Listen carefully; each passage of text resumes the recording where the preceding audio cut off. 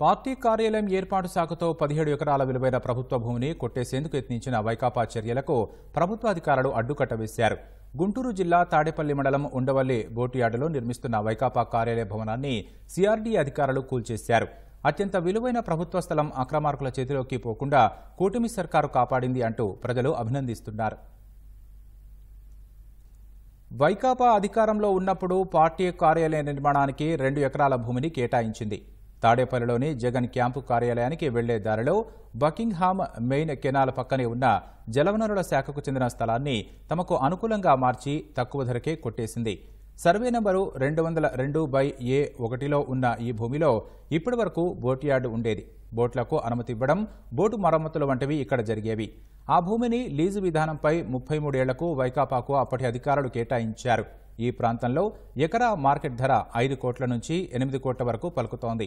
కానీ సంవత్సరానికి ఎకరాకు కేవలం 1000 చొప్పున చెల్లించాలని ఆ సమయంలో విడుదల చేసిన జీవో నంబర్ 52లో వెల్లడించారు.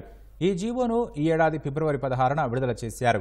ఈ జీవో బయటకు రాకుండా నాటి జగన్ ప్రభుత్వం జాగ్రత్తలు తీసుకుంది. ఆ తర్వాత కొన్ని రోజులకు జీవో బయటికి రావడంతో ప్రజలు, అప్పటి ప్రతిపక్ష పార్టీ నేతలు ఆందోళన వ్యక్తం చేశారు.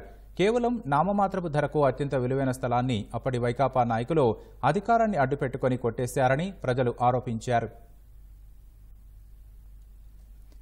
తాజాగా కూటమి ప్రభుత్వం అధికారంలోకి రావడంతో అక్రమ కట్టడాలపై దృష్టి పెట్టింది. బోటియార్డు సమీపంలో వైకాపా అక్రమంగా తన పార్టీ కార్యాలయాన్ని నిర్మించడంపై సిఆర్డీ అధికారులు గుర్తించారు.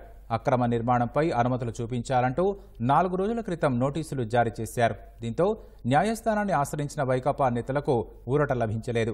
నిబంధనల ప్రకారం నడుచుకోవాలని సిఆర్డీఏకు సూచించింది. ఉదయం 5 బుల్డోజర్లు, 1 ప్రొక్లైన్ చేరుకున్నాయి.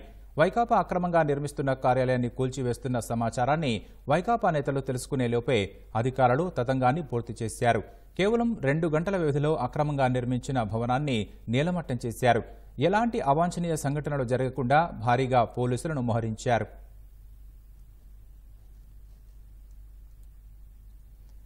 తాడేపల్లిలో నిర్మాణంలో ఉన్న వైకాపా కార్యాలయం కూల్చివేతకు సంబంధించిన వివరాలను ప్రభుత్వ వర్గాలు వెల్లడించాయి. నీటిపారుదల శాఖ భూమిని ఆక్రమించి అనధికారికంగా వైకాపా కడుతున్న పార్టీ నిర్మాణాన్ని మంగళగిరి తాడేపల్లి మున్సిపల్ కార్పొరేషన్ అధికారులు కూల్చివేసినట్లు తెలిపింది. అధికార మండతో తాడేపల్లిలోని 202/A1 సర్వే నెంబర్లోని 2 ఎకరాల నీటిపారుదల శాఖ భూమి వైకాపా కార్యాలయానికి జగన్ కేటాయించుకున్నారని, 2 ఎకరాల్లో భవనాలు కట్టి మిగిలిన 17 ఎకరాలు కొట్టేయడానికి వైకాపా నేతలు ప్రణాళిక సిద్ధం చేశారని వెల్లడించింది. స్థలం స్వాధీనానికి జలవనరుల శాఖ అంగీకారం లేదని, CRDA, Mangalagiri Tadepalli municipal corporation, revenue శాఖలు ఇరిగేషన్ భూమిని వైకాపాకు స్వాధీనం చేయలేదన్నారు. కార్యాలయం నిర్మాణానికి కనీసం ప్లాన్ కోసం వైకాపా దరఖాస్తు చేయలేదని ప్రభుత్వం తెలిపింది. ఇరిగేషన్ భూమిని కబ్జా చేసి ఏ ఒక్క అనుమతి లేకుండా వైకాపా కార్యాలయ నిర్మాణం చేపట్టారని వెల్లడించింది.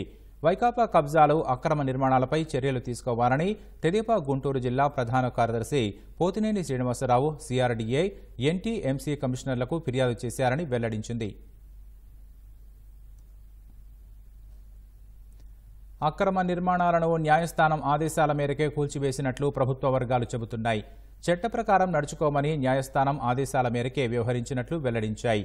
అక్రమ నిర్మాణాల కూల్చివేత జరగకపోతే కోర్టు నిబంధనలు ఉల్లంఘించినట్లు అవుతుందనే ఉద్దేశంతో ఈ నిర్ణయం తీసుకున్నట్లు ప్రభుత్వ వర్గాల సమాచారం.